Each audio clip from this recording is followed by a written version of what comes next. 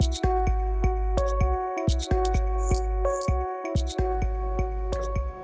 in our last episode, Ismar sat us down and he gave us the honey, we need to talk look. Now, if you haven't seen part 1, go back and watch that episode. And now let's pick up where we left off, where I was about to stumble upon one of the most common and most dangerous mistakes we make in the agile industry. So, by the look on Ismar's face, I knew that this was going to be a hard conversation. I just didn't know what he had in store. And what he said had a huge impact for our family, not only in that incident, but in many similar incidents ever since then. So here's what Ismar asked us to do. Ismar asked us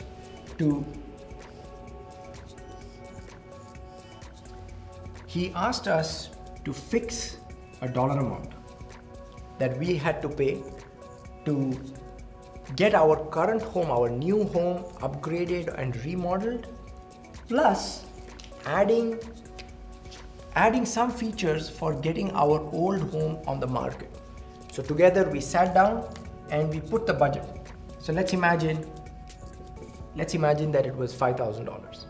Then we had a conversation we looked at our financials and we had a conversation about what is the drop dead date by which the old house has to get sold so that we do not have 2 mortgages, and we fixed a target date. And then we backed into what is the date by which the home has to be ready for viewing. And now what Ismar asked us to do was to make a new list.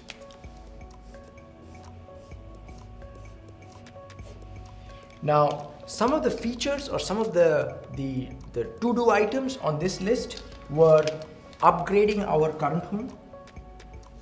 And we would get together as a family and we would figure out, okay, what is it that we need to prioritize? What is the remodeling we need to do? We would get advice from our realtor in terms of what kind of trends she is seeing in the market, what the competitive houses, what kind of features they are offering, what home buyers are gravitating towards, and we constantly added, subtracted, deleted or moved around items in this list so that we could meet our family goals. And the family goals was, don't break the bank. Within the money that's available, what can we do to get our current house just good enough to continue to live in until we have budget for the next batch of remodeling?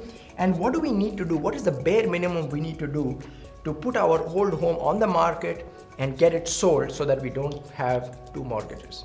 In reality, what we did was we inverted the iron triangle.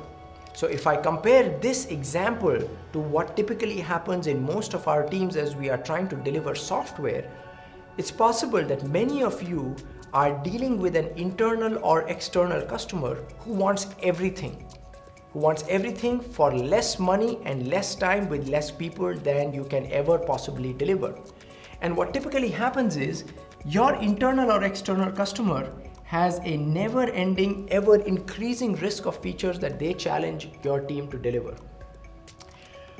Now, the other thing is, it's likely that despite the ever-increasing requirements or ever-increasing expectations, the customer probably has a fixed budget, or maybe their budget is reducing.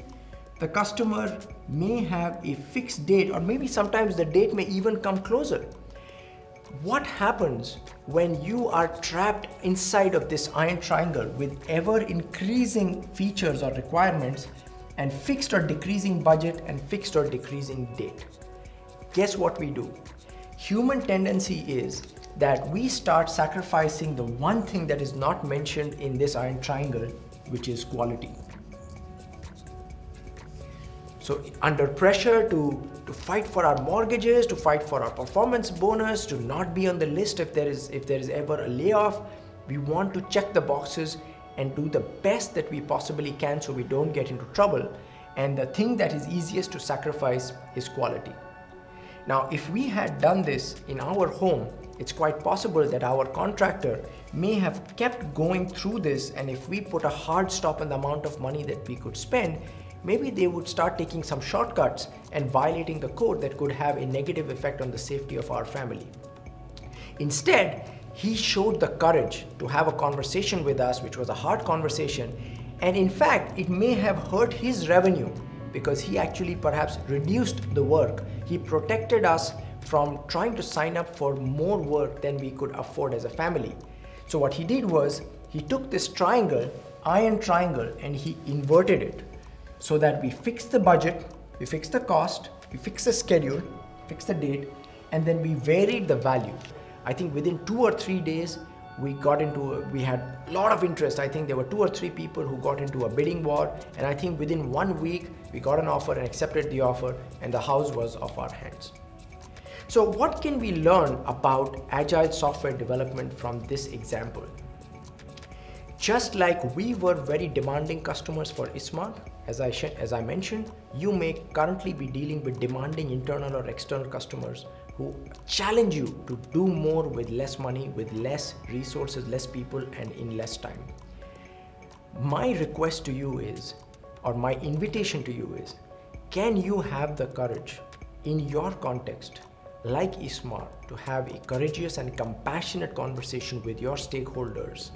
Walk them through the implications of their decisions, because they may not have thought about them, or maybe they were in denial like my wife and I were, and give them some options that will help them fix the cost, fix the date, and get the maximum business value for themselves and their end users and their customers. Hope you liked my videos. Don't forget to subscribe so you get notified of our new videos and new episodes. Share with your colleagues. Follow us on social media. So would you like fresh ideas on how to stay agile? Check out smoothapps.com. We've got our upcoming events and training. You can read our blog for free tools and techniques, and you can even schedule a free mentoring session with us. So until next time, scrum on.